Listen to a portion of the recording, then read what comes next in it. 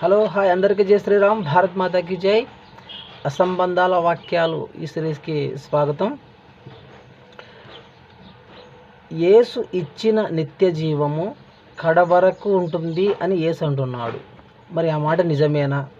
Bible ఏం చెప్తుంది అంటే, యోహాను సువార్త 10వ అధ్యాయం 27వ వచనం, నా గొర్రెలు నా స్వరము వినును, నేను వాటిని ఎరుగుదును, అవి నన్ను వెంబడించును, నేను వాటికి నిత్య జీవమిచ్చుచున్నాను గనుక అవి ఎన్నటికి నశింపవు.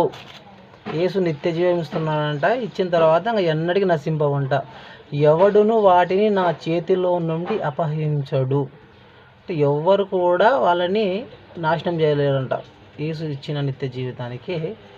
మళ్ళీ ఇదే విషయాన్ని పౌలు తొంగలో దొక్కుతున్నాడు. ఇంకా 1 తిమోతి 4వ అధ్యాయం 2వ వచనం, దయ్యముల బోధనల యందును లక్ష్యముంచి విశ్వాస భ్రష్టులగుదురని ఆత్మ తేటగా చెప్పుచున్నాడు.